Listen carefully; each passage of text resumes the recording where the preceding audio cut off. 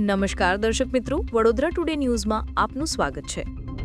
વડોદરા શહેર crime બ્રાન્ચે Karelibaug police સ્ટેશનના પ્રોહિબિશનના ગુનામાં છેલ્લા 3 વર્ષથી નાસ્તા ફરતા આરોપી સંદીપ ઉર્ફે બંટી નવીનભાઈ કામલીને નાની દમણ ખાતેથી શોધી કાઢ્યો છે।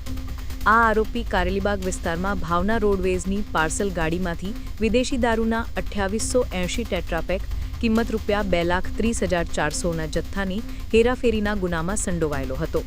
ક્રાઇમ બ્રાન્ચના અધિકારીઓએ હ્યુમન તેમજ ટેકનિકલ સર્વેલન્સના આધારે આ આરોપીને નાની દમણ ખાતેથી પકડી પાડ્યો છે। પકડાયેલા આરોપીને વધુ તપાસ માટે કારેલીબાગ પોલીસ સ્ટેશને સોંપવામાં આવ્યો છે। આવા જ તમામ લેટેસ્ટ અપડેટ માટે જોતા રહો વડોદરા ટુડે ન્યૂઝ।